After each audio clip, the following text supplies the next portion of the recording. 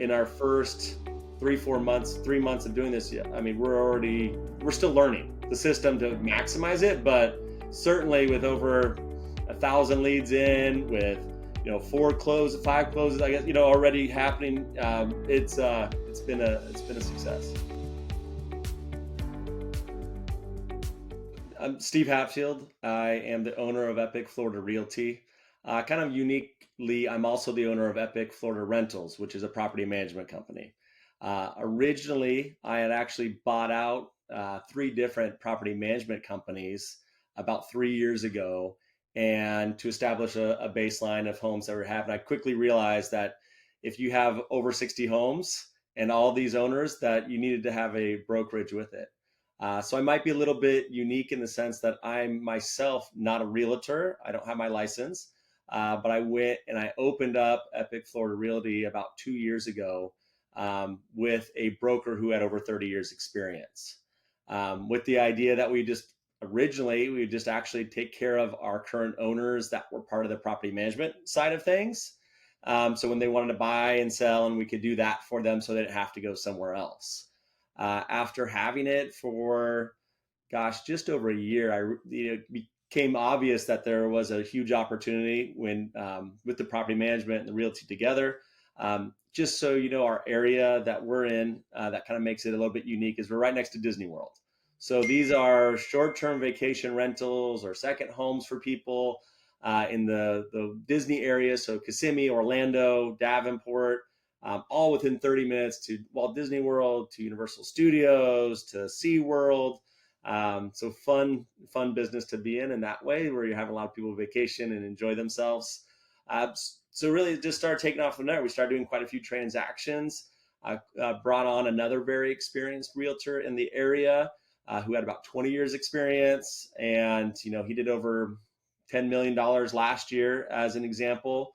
So we had multiple experienced realtors, and the realty side just started almost growing independently of anything with the property management. Then this year we added a second broker on. So we have a compliance broker and Jeff Chase, and then we have more of the sales side of things with Ryan Green, who has another 20 plus years experience in realty, and we've started adding to the team.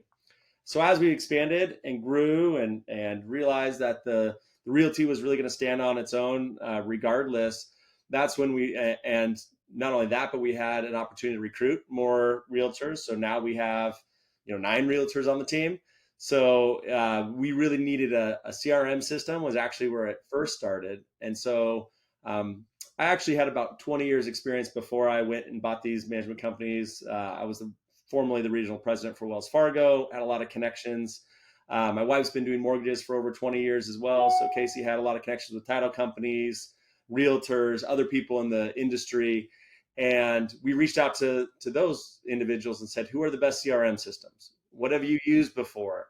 Why do you like it? We really want to recruit and have the best system to provide to our team of realtors, because we really believe that there's an opportunity to grow it. And we did that. We interviewed, I think, 3 different CRM, lead generation systems. I talked to all of them, including CINC, of course, that was on that list, and really came to the conclusion that CINC was a little bit more pricey, not lying, than the other options, but it had the full package that we were looking for.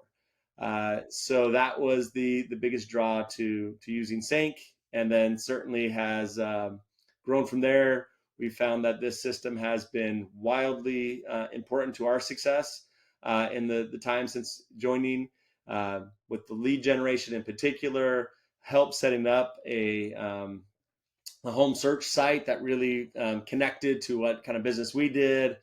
We've already had quite a few success stories from that in terms of actual real estate transactions going through, and also new customers to our property management side. So, it's really nice. So we have clients that have come through our website, which is DisneyHomeFinder.com, which was help, from the team at CINC to kind of figure out what our story is and how does that relate to a site that wasn't our name. Because of course, with the property management side, we're Epic Florida Rentals. We have a website, Epic Florida Real Estate. For the Realty had a website, but I'd say lower traffic, not highly impactful. website for us, where this is just a little bit different, right? It's a search engine, and we're capturing, quite a few, and we've just increased our spend on our Google spend. So that's because we're finding a lot of success in it and really enjoying it. I think we barely, we've been doing it. I guess we joined CINC at the end of the year. We really got going fully probably. So that's the end of 23. We really fully had the leads and everything going maybe February. So, in our first 3 months, 3 months of doing this, yeah, I mean, we're still learning the system to maximize it, but certainly with over 1,000 leads in, with, 4 closes, 5 closes, I guess, already happening. It's been a success. Do you mind sharing a couple of those specific stories, or just one of the more memorable successes so far, if you don't mind? Yeah, I'll just use the two. I'll go with the AI story. So obviously AI's Alex. It starts interacting with the chatting with with them, and so the realtor in this case was Ryan. He reached out to them, and they actually said, I'm already working with Alex, which was the funny kind of connection there. And he was like, no, hey, Alex is my assistant. He just helps out, get the conversation started, but I'm really a realtor. That one was a really nice one. So again, we're right here next to Disney. We're in Reunion. That particular buyer was looking for a home in this area. Their son goes to the Ledbetter Academy, which is a golf instruction school that's right at Reunion Resort. And we were able to connect them with a brand new build home. And within probably 3 weeks of the lead coming in to a cash close at over $800,000 on a home, was that story. So that was a really nice one. Some other stories. I mean, we also have quite a few international buyers. Right? A lot of people coming to the area to buy these second homes, vacation homes. So that one was. So my wife, who I told you was in lending forever, actually got a real estate license at the end of last year. She's had 6 or 7 closes already this year, and she got a client from Canada who had vacationed here a lot, was looking for a particular community, ended up going out doing a lot of FaceTime showings of the homes because they were up in Canada.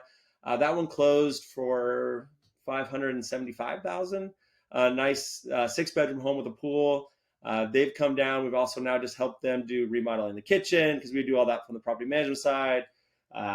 Doing upgrades they convert garage down here into game rooms, and we've done a lot of things like that with them. And really nice family. Went out to dinner with them when they came down after their deal closed. So we've just, again, it's just when you get the system set up, it's a search engine. You never know what you're going to get. Of course, lead generation, you can't expect 100% pull through. You're just trying to find those people who are seriously interested in buying. How do you help them and their different situations, whether they're moving to this area, which we have a lot of people move to the area too, or if they're buying, in our case, a vacation home. So yeah, those are two of the nice ones. We have several others though, luckily, and feel like we're just getting started. Yeah, just really getting kicked off in February. That's and it being not even quite the end of May. Yeah, I mean, yeah, we have a nice condo that's under contract. They were great. They came down, we played a little golf with them, showed them around, and yeah, I mean, I think that's the key, right? A lead is a person, and just the more we try to, personalize the experience and still make it just like it came in through anything else. I think one of the best pieces of advice we got through our training was why we're calling right away is you think of it like your own storefront. They're coming into your business, they're asking questions, they're looking at homes. We're just reaching out to them to connect, and then try to personalize the experience after that, depending on who it is, what they're looking for, why they're doing it, what their kind of needs are. We are using a lot of variety of ways. We're trying, I mean, almost using it like an experiment, right? Trying to contact in many different ways. So whether it's emails, texting, calling, I mean, I think that's one thing that we've had success because we have really treated these leads like gold, like no matter what, even though the pull through, we're hoping for 2 to 4% maybe. We're treating 100% as if they could be that 2 to 4%. So you said through training, have you attended a CINC or anything like that, or just through like implementation and account management? Just implementation and account management. We've had, really good experience, with the implementation team. I thought they were fantastic answering questions. We've had obviously even the support line we've called up, quite a few times when we don't really know what we're doing, right? So, which is, happens, but they're really quick. They're super easy to work with. Whether it was something silly for me, obviously I'm watching the leads and I'm kind of managing that side of things. So, like when someone went on vacation, I didn't know how to change, how, to put their leads basically on pause and redistribute to others, or when we just brought on another realtor, Alex, and how do I redistribute some leads to him, and how does that look? And they go through it all, but it's so much information. It was really easy, so I've used that line myself quite a few times. I know that we're trying the dialer, doing things like that. When we run into issues, we've called up and just said, "Hey, what's the best way to do this?" So we're not always, working with our account manager. They're great, but it's just there is resources that are pretty easy to jump right into. Is it hard to get buy-in from the whole team, or you've just hired agents where you're like, this is what we're working in, and we know, like, we're gonna. The agents we're recruiting now, that's the pitch, right? You're going to get leads. This is how it's going to work. Of course, we have some experienced people that it might not be like they're getting business elsewhere, so that might not be the full. They may not want the full set of leads. But for the most part, I haven't had issues with that. Everyone's had some level of success story already. So once you have success, you'll want more of it. I'm curious. We've talked to. I know you're not an agent yourself. We talked to a lot of people who are like, you know, interest rates are high, or this lawsuit's confusing. We don't want to necessarily go all in with online buyer leads. I'm curious what your take is on that. Why you're still bullish on this, and why you jumped in with CINC when you did, when arguably a lot of people are like, no, I'm gonna, press pause on that, and maybe we'll circle. Kind of because I think the buying cycle for someone, is there a lot of people are going to be on the sideline until rates maybe go down. But if they're in our system and we've been advertising to them and they're getting, our realtors' names and they're looking, they're now we got them on the Edda app and we got them all, all these different things. When they go to buy, we're going to have thousands of leads that we've been marketing to, and those are likely the buyers when the rates drop.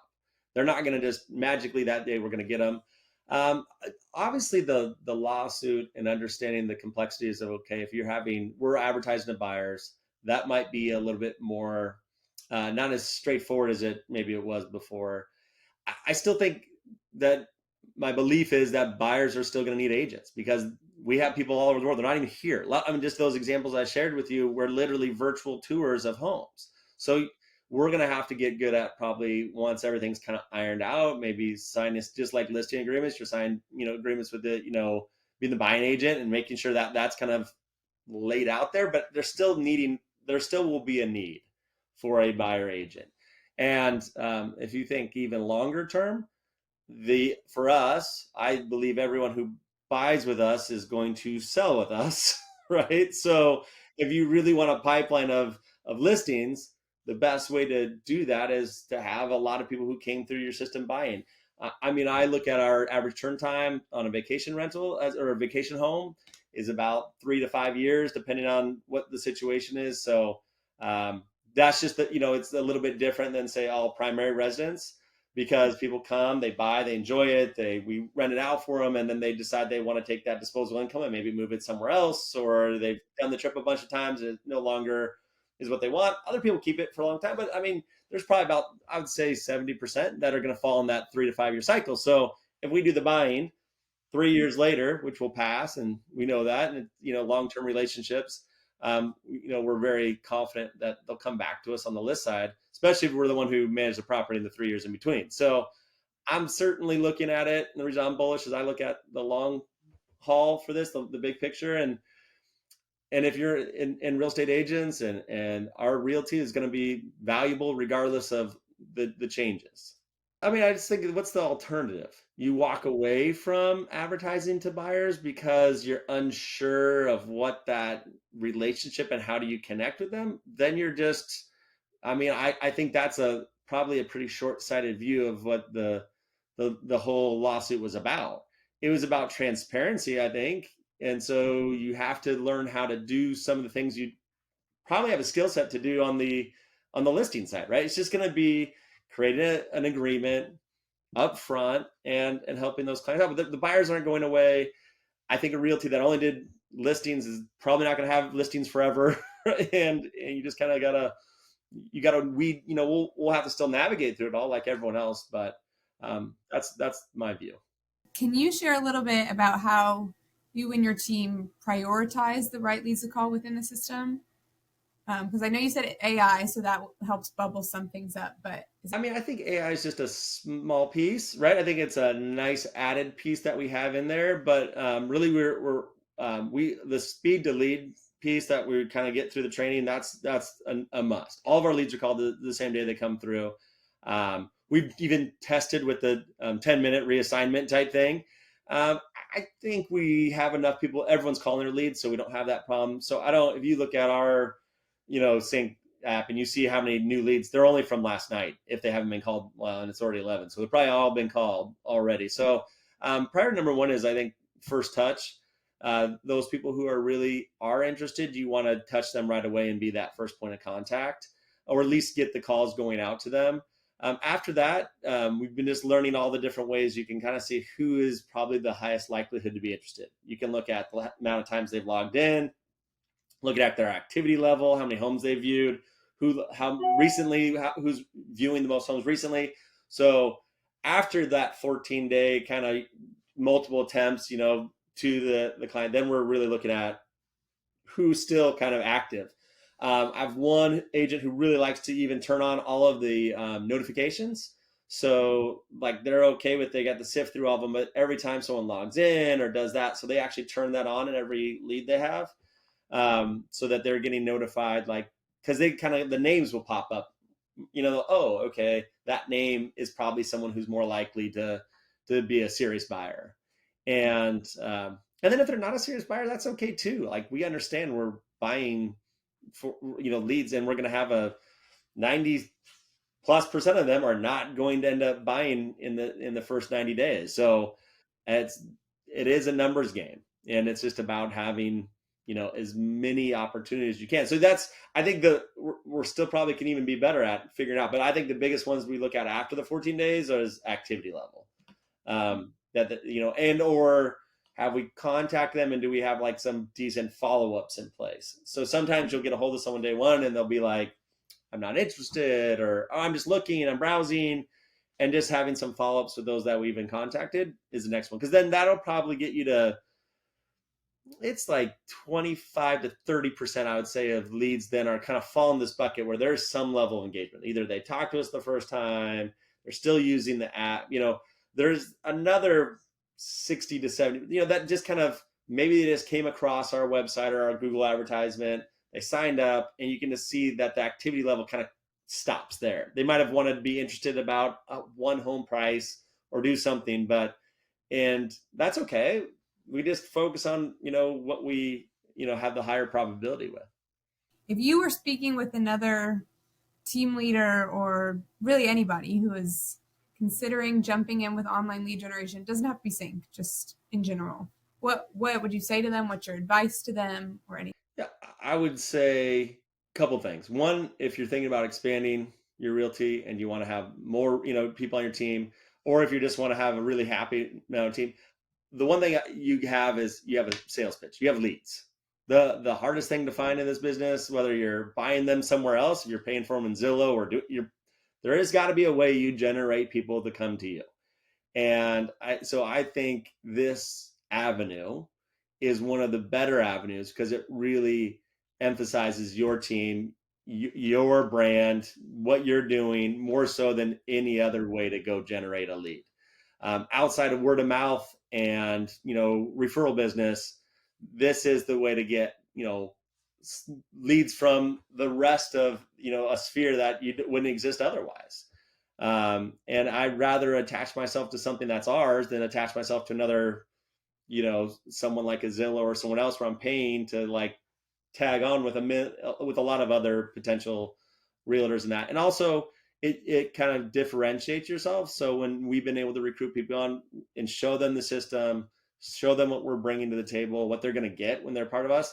Because the one thing that I think long term also we'll gain the benefit from is the CRM aspect of it, right? This is, you're still going to drip on your clients, and how do you I would imagine that a lot of others who are thinking about doing something like this are probably emphasizing lead fact, but the CRM, like long term, holding your clients in a portfolio, not having an Excel spreadsheet somewhere that has their name and numbers and emails in it, having birthday emails go out, having some kind of consistency that you don't have to even remember, but is just automated, um, is a big deal and is very helpful for, I think, retention and of your team, and also for the ability to market to someone new, to bring someone on.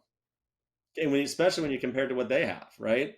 I mean, the tools you give realtors, really all that they're going to decide which team they're not in commission splits. I mean, it's like, those are the things that they're most focused on.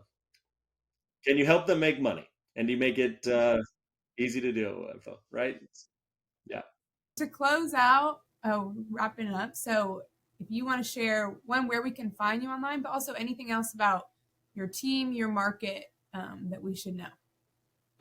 Again, we have an experienced team. I mean, so the realty is young, but the experience on the team is not.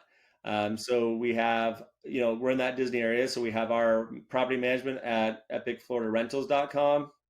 We have, which is, if you ever come to the Disney World area and you want a great place, we have up to 12, 14 bedroom homes that are all themed out, and we do some really cool stuff that way. So come check that out if you're ever seeing that. But and then you'll see on the other side, the realty side, DisneyHomeFinder.com is our CINC site. It really describes exactly what we're doing. People are buying their Disney home, their home near Disney, and it just, I think we found a nice niche there with our name. And then, we also have Epic Florida Real Estate for our basic site. We've been excited with it. It really has been a helpful tool.